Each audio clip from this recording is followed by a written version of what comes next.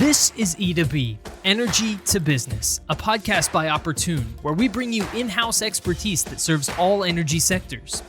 We examine emerging financial and technology trends and provide a broad perspective on ways to stay ahead, create opportunities, and execute market strategies. Hello, everyone, and welcome to another episode of E2B, Energy to Business, an Opportune podcast. I'm your host, Daniel Litwin, the voice of B2B. And folks, thanks so much for joining us on another episode of the show. I always love getting to be behind the mic with the Opportune team as we discuss major technologies, trends, timely news, and critical strategies that are shaping the larger oil and gas and energy sectors. So as we dig into today's topic, which is a very timely one and everyone is feeling in different ways, I want to make sure that you are getting all of the content you need to be fully caught up on our previous discussions and to make sure that you can get some supplemental information on our talking points today. So make sure that you're heading to our website, Opportune.com. Again, that's Opportune.com. On there, you'll find more information about our solutions and services. You'll find research, white papers, blogs, videos, and of course, more episodes of E2B. You can also subscribe to E2B on Apple Podcasts and Spotify. Just hit that subscribe button and you'll have a full catalog of previous conversations, as well as notifications when we drop new episodes of the show. So folks, today we're going to be breaking down some timely updates to rising diesel prices. It's hard to avoid this topic. It's very present in basically everyone's day-to-day life, right? Record high prices for unleaded gasoline are having domino effects for consumers, not only at the pump, but also in raising the cost of production and industry across the board, which is then reflected in the price of their goods and services. On the producer side, right, agriculture, mining, heavy industry, logistics, they're all facing this same price increase as producer side inflation. And so what we wanted to do is just get a quick pulse check on where prices are at right now, to what effect this is influencing some of the B2B partner relations and industrial flow of oil and gas, of course, of diesel, and then also get some strategy both for consumers and producers for maneuvering these challenges. And again, we wanted to pose the question, what are some of the learning lessons that we need to keep in mind as this plays out? And also, what are some strategies industry professionals can put to work to insulate against some of the most costly effects of rising diesel prices? So here to weigh in and to give us some perspective is one of Opportune's newest managers, Mr. Michael Wohlfarth. He's manager in the Business Intelligence and Analytics Division for the P&T Group at Opportune. Michael, great to have you on, man. How you doing? Doing great. Thanks for having me. I really appreciate it. Absolutely. Thank you again for joining us.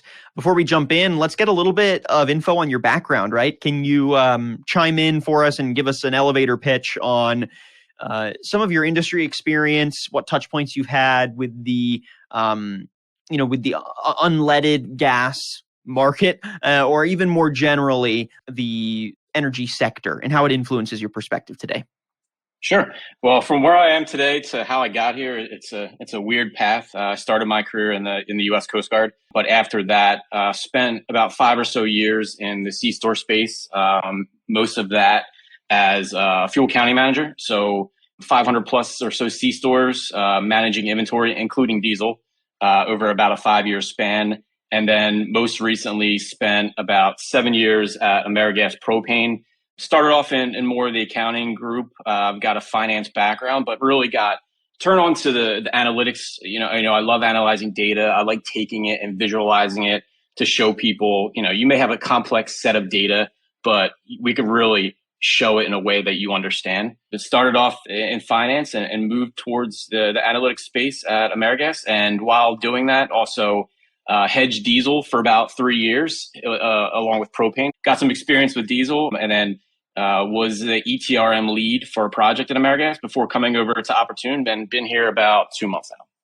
Well, you joined right at a critical point for the industry. I'm sure it's been rather tumultuous as you enter right as prices hit record highs for consumers and producers. And, we see the compounding effects of that. Just, to continue on your background here a little bit, or just kind of how your work has been impacted, what's it been like entering Opportune and this side of the industry in the middle of this oil and gas crisis, basically? Well, I'm new to it. Been, like I said, about 2 months now. So far, I love it. I get to do what I really, really am passionate about. And the first thing I thought of when I walked through the door was we need to build out some infographic type information, and diesel is the first thing that I want to do, just because of exactly what you said.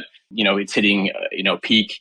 It's just crazy to see what's been happening over the past few months, and it's really interesting. And again, people may not understand what's happening, but if you can take that data and show it in a way where, they can understand a little bit better, I'd have to say most people, obviously probably know what's happening, but in the depths of, maybe some of the details they don't understand, or, just even how is diesel calculated. So those types of things I love to do. And this is a great one to start with. All right, Michael, well, let's jump into it. I want to start by laying out a little more context that I think our audience will find useful.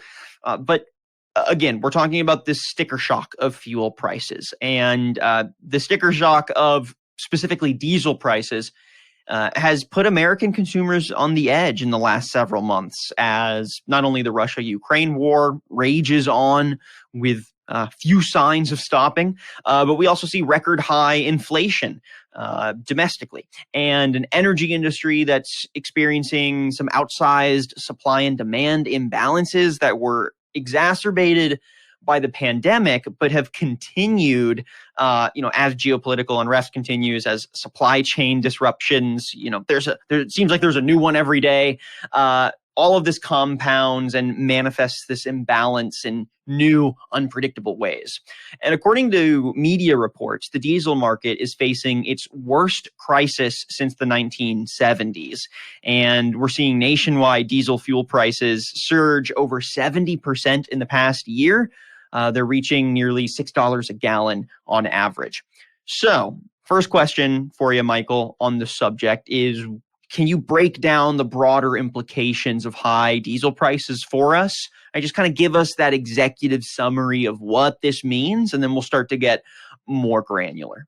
So the one thing I'll start off by saying is, when you go to the gas station and you fill up your car, most people don't realize the difference between the price of diesel and the difference between the price of diesel and the price of regular unleaded gasoline.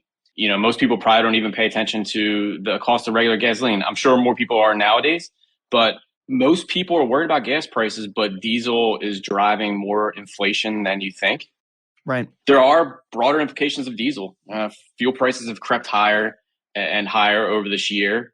It seems like there's not an end in sight, but it's typically become a finger pointing contest with, no winner. Everybody's blaming everybody else. Normal Americans aren't really relying on diesel to drive. So obviously it's commonly used by the truck drivers and farming vehicles, but the sky high diesel prices could not only aggravate an inflation problem, which is already hurting the U.S. and its consumers. It could have dire implications for the U.S. infrastructure and quite frankly, the fate of the global supply chain. Inflation is running close to 9% higher than last year. And diesel costs staying high might make prices stay higher even longer with no end in sight. When you think about the global economy, farmers are spending more to keep tractors and combines running. Shipping and trucking companies are passing higher costs to retailers, which ultimately begins to pass to shoppers. Local governments are paying hundreds and thousands of dollars to fill up a school bus. Construction costs could rise too. Car owners in the United States have been shocked by gas prices of more than $4 a gallon. But there's even a bigger increase in the price of diesel, which plays a critical role in the global economy because it powers so many kinds of vehicles and equipment. The sharp jump is putting immense pressure on trucking firms, especially the smaller ones that are already suffering from the driver shortages, scarce spare parts. Many pass increased fuel costs on their customers only a few weeks or months. So eventually customers will feel the effect on higher prices in all manner of goods. While it's hard to quantify, inflation will be the most visible for big ticket items like automobiles or home appliances. Could you explain the why for us for the price increase? Because I think that is often the biggest question. It's just like, why are we dealing with this? Why has it gotten to the point that it has? And I mean, I know we can point to inflation in general, geopolitical unrest, supply chain disruption, but is there a clearer why? And why is there a price premium placed on diesel? And does it have anything to do with its higher energy density compared to gasoline? Or is it mostly an increase in price because of some of those macro trends that we've broke down? Obviously, if you follow the market, everything follows pretty closely. So if you look at gasoline and diesel prices, the trend lines are pretty much the same, obviously on a little bit different scale. For most part, diesel has been a more expensive fuel option than gasoline in recent years. And mainly that's due to high federal and high state taxes. So federal taxes on diesel is about 25 cents a gallon compared to about 19 cents or so per gallon of gasoline. So some states tack on as much as 75 cents per gallon on the state side of the tax. And the demand for diesel is also very different from gasoline. So when the economy is growing, the demand for diesel drastically increases. This is because large delivery trucks, machinery, and generators often use diesel. And diesel prices are also experience fluctuations due to heating needs at home.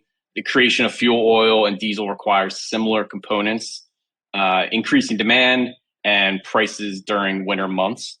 And I always find it's important to learn from, history to inform kind of how we act now in response to these record high prices. So if we look back on, even just to the 1970s when we saw a similarly globally consequential shock to oil prices, what are some of the historical events that have influenced diesel prices in the past, and what can we learn from those events to kind of inform our view of the crisis today? So it's always interesting to go back and look at history to see, why things have happened the way that they have. So when I was putting the graphic together, I had just simply a line chart that would show the ups and downs of the diesel market.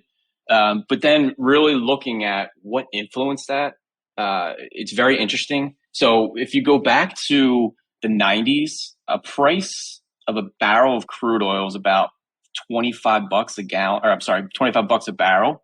In 2003, that price rose above 40, and peaking at about 147 a barrel, July of 2008. Some of the reasons for the spikes, we'll break a few down. One, 2008, the spike in oil prices in July of 2008 came at the tail end of a decade-long energy crisis. The surge in demand from developing economies, stagnant production, financial speculation, and the tension in the Middle East caused oil and gas prices to steadily climb over into 2000s. 2010, 2012-ish, the Arab Spring resulted in higher gasoline prices for one specific reason. It almost all of Libya's 1.6 million barrels per day of supply off the market. Prices dropped drastically in March and April of 2020. The combination of falling demand, rising supply, and diminishing storage caused such a pronounced crude petroleum plunge that on April 20th, crude petroleum traded at negative price in the intraday futures market as a direct impact of COVID-19. And then most recently, it's all over the news, but when Putin invaded Ukraine, the West introduced financial sanctions that made it difficult to clear Russian oil transactions through Western banks. Russian oil normally accounts for about 10% of global oil supply. It is still being traded, but not to the same degree. So there is a gap in supply. So those are just a few items over, the course of the 2000s that, really had an impact on diesel prices. So you kind of mentioned this already in some of your earlier answers, but I want to just offer an opportunity to get more specific. How do you see high diesel prices impacting various industries that rely heavily on diesel fuel to power their productive output, their operations, right? I'm talking things like trucking, agriculture, construction, other types of heavy industry. Break down some of the impacts that you're seeing and some of the ripple effects that said impacts are having. Well, besides spending money on electric vehicles and renewable energy, there are some tips that can maximize your miles. While small, you could inflate your tires properly, find the lowest gas prices, drive the speed limit, reduce your load, and maintain your vehicles frequently. On the agricultural side, high diesel prices and low supplies are weighing on farmers. So, for example, even if a wheat grower was to reduce how much fertilizer they're buying this year because of the costs, or reduce other crop protection tools because of the costs, they still have to plant their crop, which requires diesel. To harvest their crops requires diesel, and they still have to haul their grain to an elevator, which again requires diesel. So this is one of the costs you cannot cut back on. The rise in diesel costs had not near the impact as the surge in fertilizer costs, but both are linked to oil. It doesn't take much to really cause a problem in the fuel supply, like if one refinery goes down. On the consumer side, I spent probably most of COVID not doing, anything athletic or no exercising where, I had all that free time and I should have. One thing that we can do to help the consumers is to walk and bike more. Again, going electric, even if it's a scooter, using public transportation, filling up more often, but buying less gas. And one thing that I'm really guilty of is taking fewer shopping trips. So basically scheduling all your errands at once. So, I will go out, grab something, come back, and then realize, let me go grab something else. So making sure you plan that a little bit better. So when you're taking one trip, you're hitting all your errands in one trip. Taking advantage of free gas promotions. So those are happening too. Random gas giveaways have been popping up all around the country. Churches, nonprofits, radio stations, local politicians launching some short-lived free gas promotions in places like Philly, Chicago, Houston. Recently, the city of Chicago have been spending free gas cards and public transit cards to eligible residents. I did also hear an interesting story a few weeks back, and there was a question that was posed. Somebody asked, I wish my paycheck would rise like the gas prices. And this guy advised this person that it can just buy shares of an oil company. And I never really thought about it until I actually read this. So he said, well, let's look at some numbers. Over the past 6 months, the average retail price of gas has risen from, we'll call it $2 a gallon to $4.50 a gallon. The average family uses about 1,000 to 1,200 gallons of gasoline per year. That means the annualized fuel costs have risen about almost close to $3,000 for the average family in about 6 months. So obviously, that's a significant amount of money for most of us. It consumes discretionary income and at the same time enriches the oil companies. But let's say 6 months ago, we wanted to hedge against the risk and bought some shares at Chevron. So at the time, Chevron shares are trading about $115. Today, they're about 53% higher at close to $180. Each share of Chevron appreciated by $62, which meant if you own 44 shares, the gain over the past 6 months would equal the increase in this year's fuel costs. So those shares would have paid you $125 in dividends during that time, enough for a couple tanks of gas. So obviously those are caveats, but it's interesting to see other people's perspective of what you can do. There's many things that you can do, and it's tough, especially if you're used to living a life the way you have over the past 10 years. And all of a sudden that's being affected by you go into a pump and you're paying, at least double, triple what you were paying before. And that even goes as far as travel. Airline tickets are higher. The COVID-19 thing is kind of dying down here, and people are starting to get out more and feel comfortable traveling, and they're being hit with massive surges at the pump, and then also airlines are spiking due to that as well. So definitely not a great time for anybody if you're looking to travel, but there are some things that we as consumers can do just to maybe give a little bit of relief. Well, now let's loop that context back into more of the B2B relationships, dynamics, partnerships, and the strategic angle there. As naturally the producer side of maneuvering higher diesel prices is essential.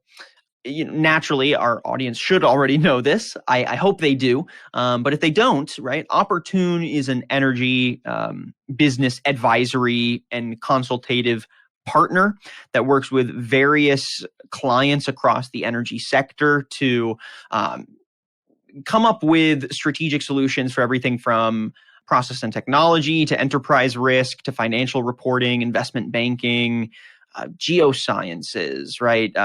Valuation, restructuring, et cetera, et cetera. I mean, just about everything under the sun, Opportune has some knowledge base for it. So I'm curious then how this rise in diesel prices is impacting some of the work that you specifically and that Opportune at large does to advise and guide your clients, right? What are some of the critical issues you're seeing them have? And again, how is that influencing some of the strategy and advice that Opportune is passing down? Yeah, that's a great question. In my space directly, I'm looking to a few different things. One is most companies, while they have data, they're not using it pretty much to the capability that they should. There's a lot of data out there. And, I've seen in the past where we have multiple spreadsheets and we're relying on those. And, by the time you get that information, you're looking in the rearview mirror and you really need to be looking out of the windshield. So some of the things that we're trying to do is using business intelligence and analytics